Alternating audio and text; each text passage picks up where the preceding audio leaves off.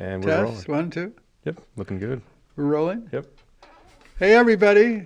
Welcome. Welcome to, it's Wednesday? I think so, yeah. Wait a minute. It's Wednesday. It's Weed Wednesday. Oh, shit. It's Weed Wednesday. Weedless Wednesday. I'm expecting a delivery soon, so I might have to leap up at some point and run off screen. Oh, okay.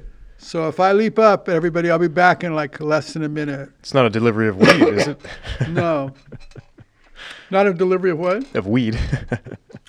No, but we could smoke on Weed Wednesday. Then we'd be real stupid for everybody. Would that enhance your stories, or would that be a detriment? Man, it'd be both simultaneously. Yeah, that's true. That's fair to say. I know I'll start this boxing story and the delivery will show up and I'll have to run out. And, Right. Anyway, I'm going to tell a boxing story about the boxer I managed. His name was Lionel Butler. And we had a miraculous, I should tell the whole story of how, the whole deal. So yeah. The cat is in the picture. How funny. It's cool. Big kitty, what are you doing? What are you doing, big boy? Hello. What a good cat. Yeah, he's the kitty's part of the podcast as usual. So I had this whole plan, you know. Remember when Mike Tyson went to jail for the accused rape? Yeah, that's right. Yeah, he had the girl in his hotel room and Right. she didn't know why she was there or something. Anyway,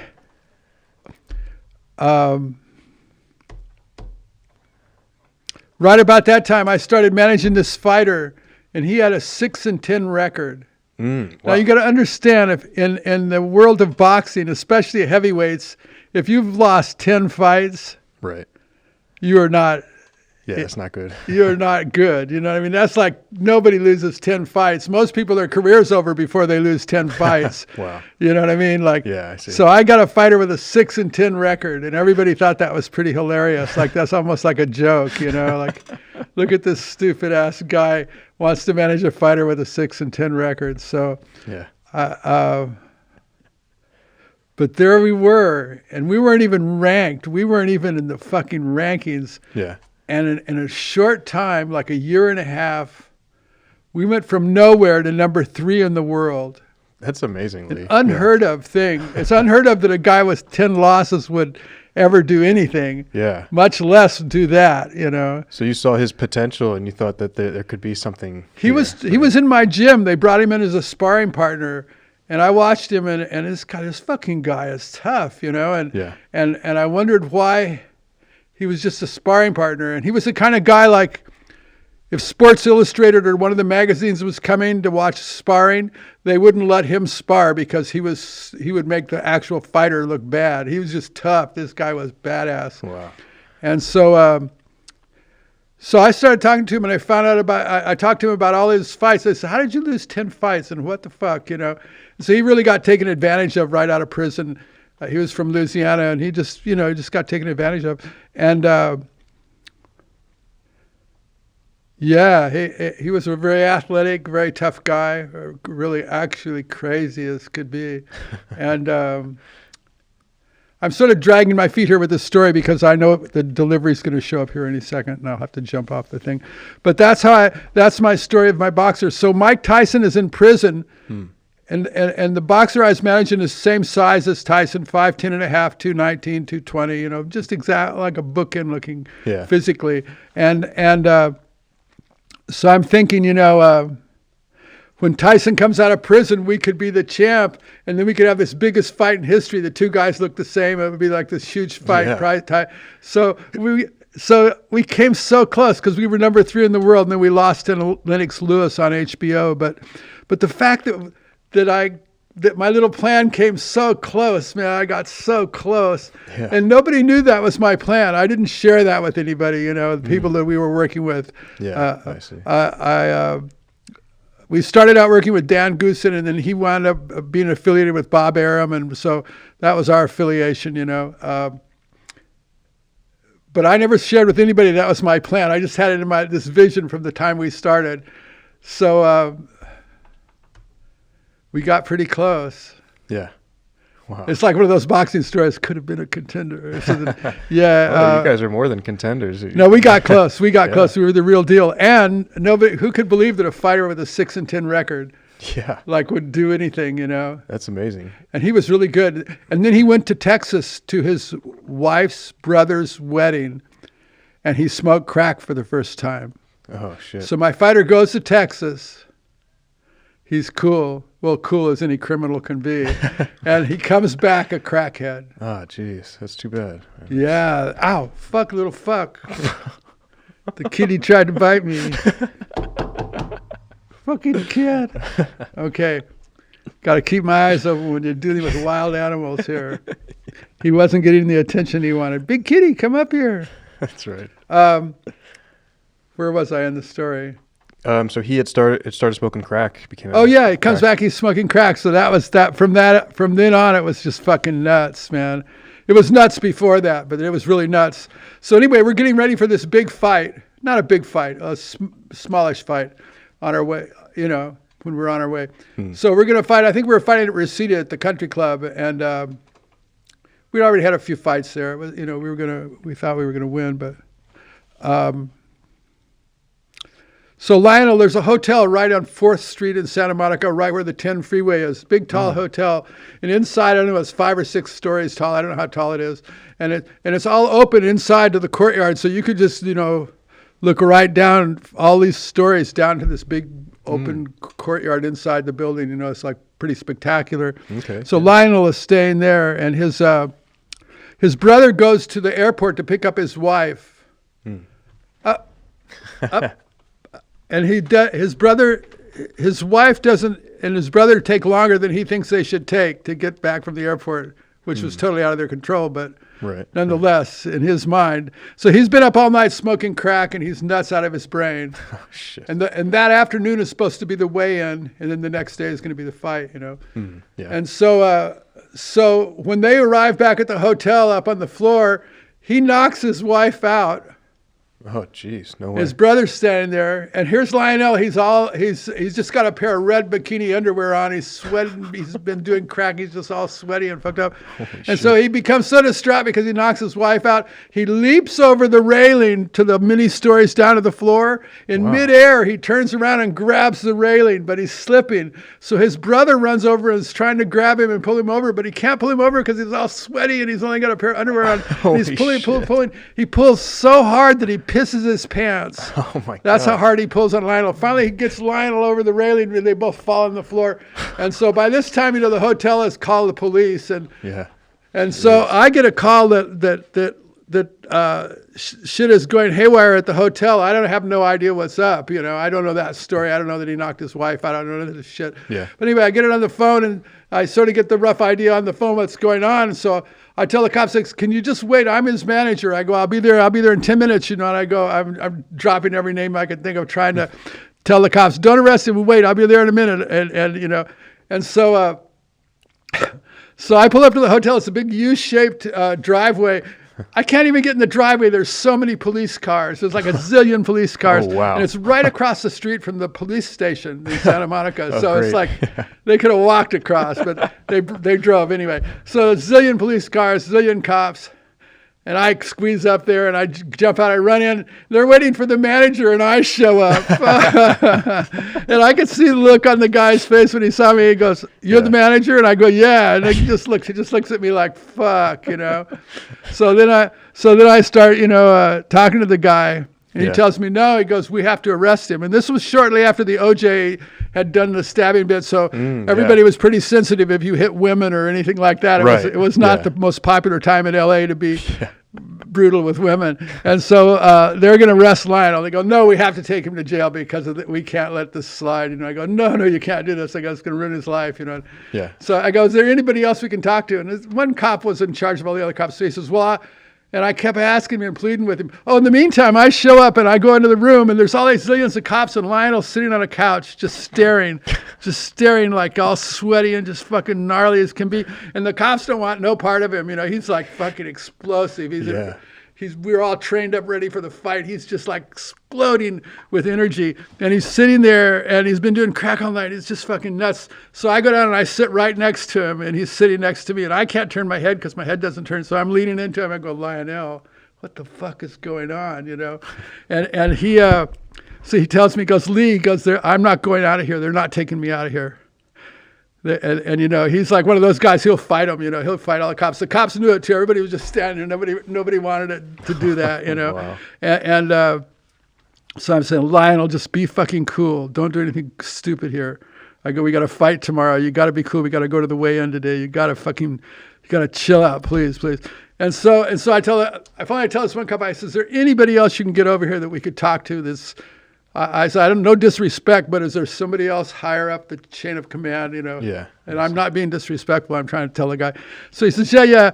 He goes, let me call somebody. So he calls somebody. So this older cop comes over, and then another cop. They're all, the one cop was like middle-aged. Another guy comes, he looks like older guy. And so he comes in. So I'm talking to him, and I'm telling him, look, I says, this is this guy's only chance in life. I go, all these guys get fucking crazy before the fight. I go, all these fighters, I see before the fight, they're so keyed up, they're all worked up, they're ready to fight. I go, this is not too crazy. Luckily, nothing really too bad happened here. And I go, what if we just leave? We'll leave Santa Monica. And I go, and we're really sorry this happened. I go, please don't arrest him. You'll ruin his life. I go, this is his only chance. I'm telling this cop this. I go, this is only chance. This is the only chance to do his life is to do this and make good on this. And so he goes, okay. He goes, okay. He goes, you guys get in your cars. We're going to follow you, and you leave Santa Monica. And I go, okay. So they follow us down Pacific Avenue. I don't know. It's what it's called, Nielsen or whatever it's called. We're going down Pacific Avenue. When we get to Navy Street, so it's Lionel, and I'm following behind him. When we get to Navy Street, and it's drizzling rain this day. The roads are slick and it's drizzling. Gotcha. We get to Navy Street and there's a zillion cops behind us like in a movie, right? Yeah, wow. A zillion cop cars. We get to Navy Street and they all peel two ways. Some of them go right, some of them go left because Navy is the border, yeah. The border between Santa Monica and Venice. Gotcha. So they peel left and right. The second they peel left and right, Lionel punches it. And he's got like a Charger. He's driving a fast-ass car.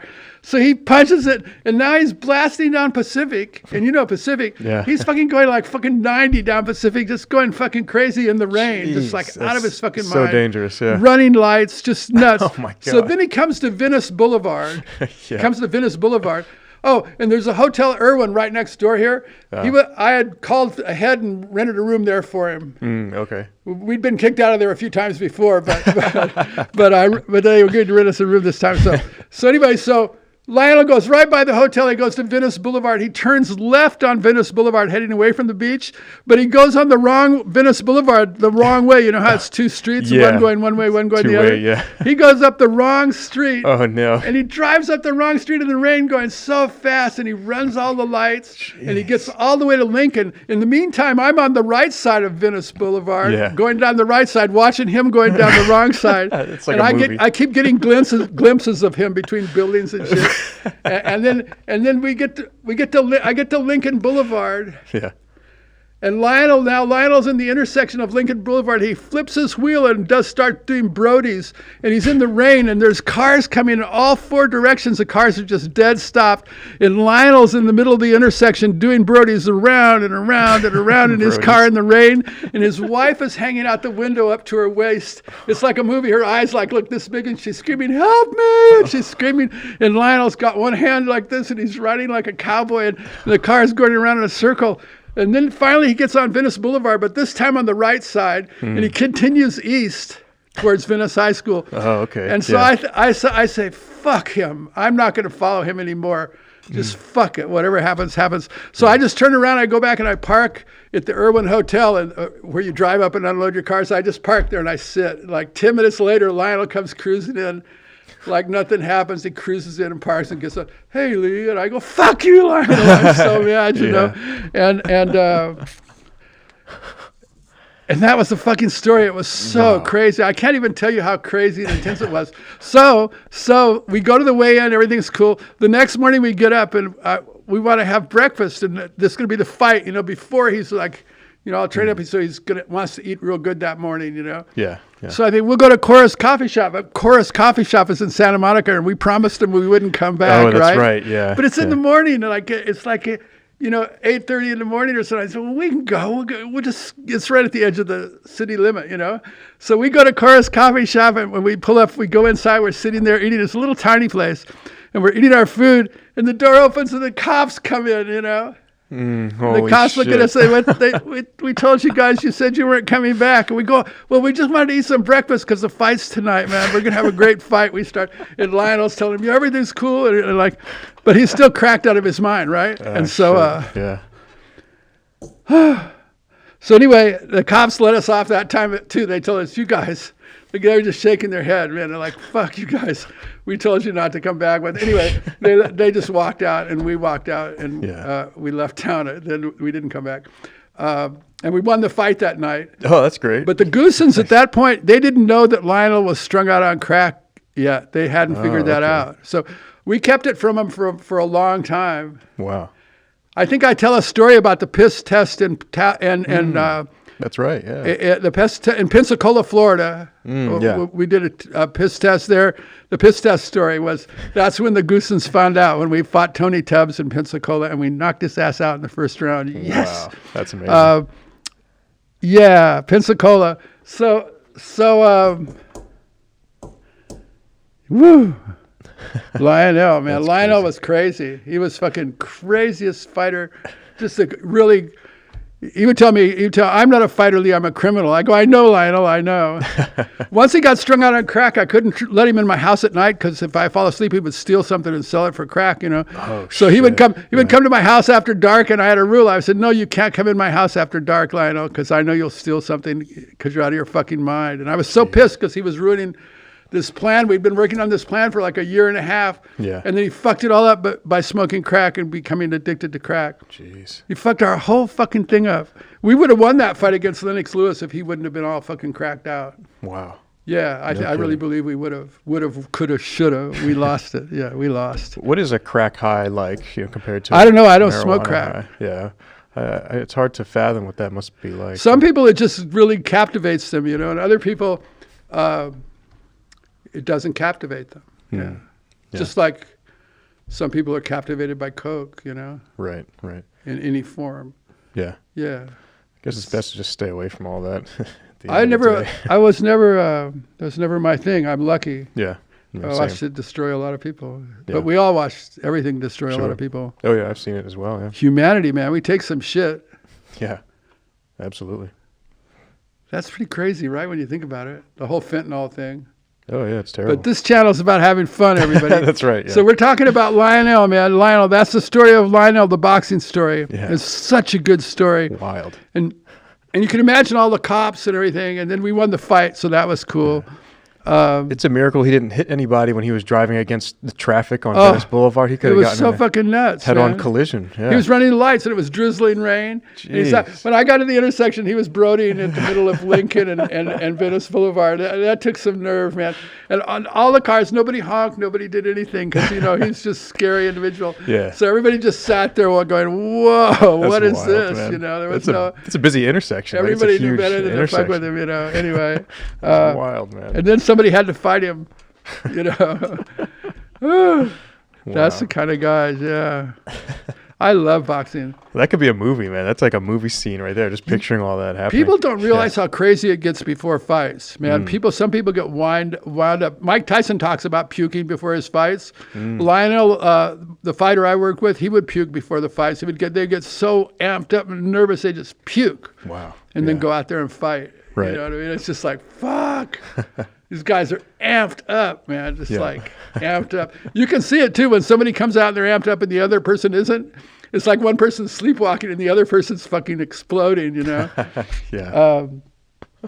Anyway, you get me excited about boxing. That's great. No, I'm glad to have heard that. Did they cancel the Tyson fight with that fake guy? That's a great question. Yeah, Jake Paul versus Tyson. It seems like Paul. I've seen some blurbs that they canceled it or they pushed it back or they're fake rescheduling Paul. it. That's his new name. Mike Tyson's fighting fake Paul. Fake Paul. That's a good one. Fake Paul. Hey, fake Paul. Yeah. I wonder if anybody else has called him that already. I've never heard that one yet. Yeah, so. maybe that's original. Maybe we come up with every week here. We come up with new words and new names. Fake Paul. That's right. Fake Paul is fighting Mike Tyson. He does a white boy duck. You know how white guys duck a punch, right? They clench their jaw. That's how we duck punches. We don't bend at the waist. Wow. And we don't jump up high. That's why they make jokes about us in basketball. Oh, yeah. White men But can't they jump. should make jokes about us in boxing because we don't bend at the waist. Wow. Everybody else, when they see a punch coming, they try to move out of the way. When white guys see punches coming, they just clench their jaw and take the punch. It's cultural or it's genetic or some shit. That's hilarious. It must be genetic because just like you can't jump, you can't. Right. I think the best way to deal with that punch is to let it hit you. Yeah, right. Wow. Anyway, That's I fascinating. love boxing, man. Fake Paul. Man, I should have we have more viewers, subscribers, or whatever they called. Whatever you guys are called. What do we call it? We made a name up for the meathead guys. Oh, valuables. Valuables, yeah. The valuetainment guys, they can call their people valuables.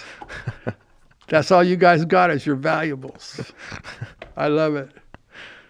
Listen. You're valuable. Don't let anybody tell you anything different. Yeah, you're valuable, kitty. Yes, you're valuable. Okay. I'm glad you got that story in before the delivery arrived. Yeah. We got to hear the story, yeah. That's it. I got the story in. Yep. I thought it was going to be a longer story. I must be leaving something out. You'd have to be there and just see Lionel and just see how insane it was, you know? Right. Just how truly insane it was. Here's a Lionel story. His brother loans him his car. Lionel's brother loans him his car. And so Lionel's brother's car's got rims and shit. And so Lionel takes the car. He sells the rims, puts the car on blocks. This is his own brother's car, right? No way. And so his brother's so mad, he finds out this happening. He runs to his car and goes into his glove box to get his gun because he's going to shoot Lionel. No way. But Lionel took his gun also. No way. Sold his gun as well. Man, you can't write this shit. That's amazing. Yeah, man. Lionel would pull some stunts. There's my delivery. I'll be right back. Okay. Everybody. Wow. Be right out. Man, I don't even know where to begin. Well, thanks for sharing those stories, Lee. I'll be back in a minute or two. Sure, yeah, that is some salacious stuff. Really fascinating to hear these insights. I mean, yeah, as I'm hearing it, you could picture this being a movie scene, some guy driving down against traffic, swerving around, barely missing cars coming head-on traffic. That's insane. Yeah, that's just the filmmaker in me, just picturing that whole scene. Yeah, wow. I'm glad we finally got to hear that. I'm sure viewers have also been waiting with bated breath to hear the salacious boxing story. So I'm sure there's some more of that. Maybe we can get Lee to tell us some more stuff. We'll have to see. But yeah, thanks again, guys, for joining us today. I haven't smoked any pot this morning, so I'm feeling rather clear-minded and somewhat charismatic. Usually when I smoke a joint before going on here, I'm like zombied out, you know. So cutting back on that, which is good. You know, it's a healthier lifestyle, I suppose. So yeah, at this point, I'm just rambling, trying to kill some time. But yeah, Lionel Butler. Check out some of his fights on YouTube. That was Lee's boxer that he managed. You can see him fight Tony Tubbs. And even check out the Lennox Lewis fight. That's a very famous fight, and I recommend checking those out. Those are pretty fun. I enjoy boxing. I think it's a classic sport, and yeah, it's something that is quite a fascinating spectacle, to say the least. But great. Looks like we are back. Lee has joined us, and we're ready to continue. I actually did a pretty decent job during that break. Cool. I hope you had fun. I hope you had fun. I'll see it. I was just rambling, you know. Yeah. So there you go, everybody. That was the story of Lionel. I got more Lionel stories. I'm trying to think of them as I sit here to kind of get them all in one episode. Yeah. But yeah. Pretty cool. Well, we were all very excited to hear those stories. So glad we got to hear them. Yeah, Lionel, we got him up an apartment, and we had all stuff in it. He had like toasters and all this different shit, Yeah. We set him and his wife up and got them all set up, once we got in the top 10, and we're like, Right. there we are. We're trying to make life good for him. So then he gets strung out on crack, and his wife would call me up crying. He said, Lionel's selling everything. He sell everything in their house, the toaster, you fucking name it. He was selling it. At one point, he was so out of his mind, he ripped off her wedding ring and her jewelry, No way. and he took it and sold that. Jesus, you're kidding me. He was just insane. out of his fucking mind. And so he would come to my place, and he would come and bang on the thing, and I'd say, yeah, Lionel. He goes, I have no place to stay. And I go, well, fuck, we rented you a place, and you fucked it up. And then he goes, well, let me in. I go, no fucking way, man. I go, the deal. At night, you can't come in here. Right. Because I can't trust you because you're fucking out of your mind. Yeah. And he goes, I won't hurt you. I go, I know you won't. You're not getting in. That was our trip. And he goes, well, what am I supposed to do? I go, I'll throw you a pillow and a blanket. You can sleep on the hot tub. So I throw him in a pillow and a blanket, and there used to be a hot tub out there. And he would sleep there, but I would just say, fuck, I'll see you when it's daylight, man. Holy shit. Anyway, he was really like he would, he couldn't help himself. He was so strung out and crazy. Yeah, it's a shame. Yeah. Yeah. And so then Don King stole him from us. Damn. Took him to Vegas and hung out with him at his house and just sort of basically wined and dined him. He knew exactly what to say. He's done it to a million guys over the years. Right. It was easy pickings, man. He just knew exactly what to say, Yeah. That's his game. He knows exactly what to say. He's scammed everybody from Tyson to Muhammad Ali, you name it. He's scammed them. The notorious Well Don documented, King. Yeah. Yeah. And so, he scammed Lionel. Damn. Stupid ass. Anyway, so he took him up before the Lennox Lewis fight. Is right when he scammed him, and they took him to Camp Crack. Even when HBO, when the show was on HBO, and it was telecasting on HBO, the fucking announcers are going, Lionel's been training at Camp Crack, and they're all laughing. You know what I mean? They're fucking laughing. They're all laughing. So everybody in boxing knows there's a Camp Crack. They know Lionel's been training there. Right. Now, I never went to Camp Crack. It was up in Reno, north, just near there. But I was told that everybody there was on crack. I don't know if that's the truth or not, but I was told everybody at Camp Crack was on crack. All the trainers, the cooks, everybody's on. It was just a whole Camp Crack. It was like a joke, and the fucking announcers were making a joke out of it. It wasn't like a secret. Yeah. Everybody on the inside knew it was up. So much everybody knew that they were actually saying it on air during the broadcast.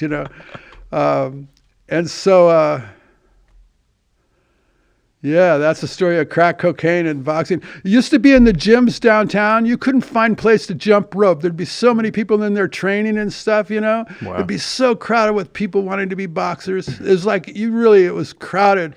And then after crack came around, all those gyms were like ghost towns. There's nobody in there. You'd go in there and you'd go in there and there's just a handful of people, man. Crack. You don't have any idea how crack devastated the whole community. Jeez, it was like, that's terrible. It was so huge. And you could really see it in the gyms. Wow. Like all these young people that wanted to be boxers or athletes of some sort were there training, Right. And then all of a sudden that wasn't their dream anymore, man. They're out there just dreaming to be crackheads. It's like horrible. Yeah. It was really huge, the effect it had. So when Freeway Ricky Ross, who was the king of the crack thing, the CIA connection and the whole thing. When he came out of prison, where's the first place they bring him? They bring him to Killer Shrimp to eat, to our restaurant. Oh wow, yeah. Here we are, one day we have the guy, that Carlos Sanchez, whatever his name is, from Mexico, the big telecommunications guy, richest guy in the world almost. Oh, okay, yeah. One day he's in there, the next day fucking Freeway Ricky Ross is in there. And what's really funny is the richest guy in the world nobody even notices him and his family and all their bodyguards. But Freeway Ricky Ross comes in, he's like a celebrity. All the waiters want well, you know what I mean? Everybody's all, it's so funny how the culture works, Yeah. Yeah. But anyway, everybody's welcome at our restaurant. Yeah, it's a great place. Yeah, cool, I like eating there too. Yeah. Yeah. delicious. The halibut is like my new favorite now. Your new favorite. Oh, yeah, every time they add something to the menu, it's my new favorite. Yeah, that changed my life, that halibut. And the Really? rice, that rice was amazing, man. That rice is so good. It's like the best rice I ever had. I remember when we first put that on the menu, we were all just losing our mind over it. We were eating it every second. I kind of burnt on it after eating it every day for a month. Anyway. That's great stuff, man. Wow. I was thinking, what if God was, we're not supposed to be religious here, but what if God was prone to exaggeration? Okay, that's an interesting theory. So what if, all these people say God came to them and told them this and that and the other thing. What if God was just fucking with them? What if God is just a joker? He goes, this dude will believe anything. Watch this, man. He's hanging there with his friends and he goes, watch this. I'm going to tell this guy some wild shit and he'll believe every word. Yeah. That's amazing. That's a fascinating theory. Yeah. I find that intriguing. Those are all concepts that we explore in my movie, about my alien movie. My alien movie is totally spiritual and religious. That's pretty cool, yeah. I'm really looking forward to making it. I think sometimes I think the podcast is, wait a minute, I got shit to do. I can't be doing this podcast all the time. That's what I think about all the time lately. I think about that. I think, shit, man, this is a real distraction. Like I have stuff I want to do. I want to make a movie. I want to do this. I want to do that. Yeah. I don't have time to fucking do this, tell a bunch of stories, but I've run out of stories. What is it? 4 months now we've been doing this. Right. I'm almost out of stories. Uh-oh. I'm gonna have to start lying here in a few minutes. Yeah, no, I'm almost out of stories in terms of stories. I know a few will pop up here and there, but my great stories I think I've already told. I could tell them twice. Yeah. Like the valuetainment guys, they tell the same story every day. Right. I was an immigrant. I joined the army. I wanted to be Arnold. When I die, I want everybody to be there. Wow. Well, this was great today, Lee. Yeah, today was fun. Lionel was fun, man. You guys wouldn't believe it, man. The boxing was so much fun. Yeah, absolutely. All the time I think about having another boxing gym, but I think, it's such a gut energy in the body. I think that's why I like the boxing gym so much. It's so primal. It's like so real, like it's beyond real. Right. All the kind of fighting is beyond real. Yeah. That's the human struggle encapsulated in a moment. Yeah. The whole struggle of humanity is encapsulated in an instant in boxing. Yeah. I thought that's very fascinating. It's a classic. Yeah. Classic matchup. Fight or die. Yeah. Wow. Well, we've gone over 30 minutes. That time flies. Yeah, we're going to get out of here today. We were just going to do a short one, but we did a short one. We got to go work on the film. We're inserting these segments into the film and making them look filmic. Yeah, that's right. Filmic, famous filmic. Anyway. Great. I'm having fun today. Okay, everybody. Dylan, I don't know what you talked about, but I'm sure it was cool. Everybody's cool. Yeah, feeling good today. Just talking about how I felt this morning, and very good. I'm off the weed, so off the weed. But it's Weed Wednesday. Weed Wednesday. Yeah, you're right. Weed Wednesday. You're right. Maybe after the show. Yeah. I'm not opposed to that. Oh, look at the orange hands. That's how our faces used to look. Nice. That's how our faces used to look. You can see how confused we were the first time before we had these black mats. Right. That's how our faces looked. Like, see my hands off the orange there? Yeah. Yep. The orange table reflects the audience. I hope they're seeing this. Light. The viewers. Oh, yeah. The valuables. The valuables. Great. So that happens when you touch your nuts, your hands get orange. Well, we thank everyone for joining us today. Yeah. Okay. I got to get out of here. I'm thinking about stuff other than the podcast. 3, 2, 1, poof.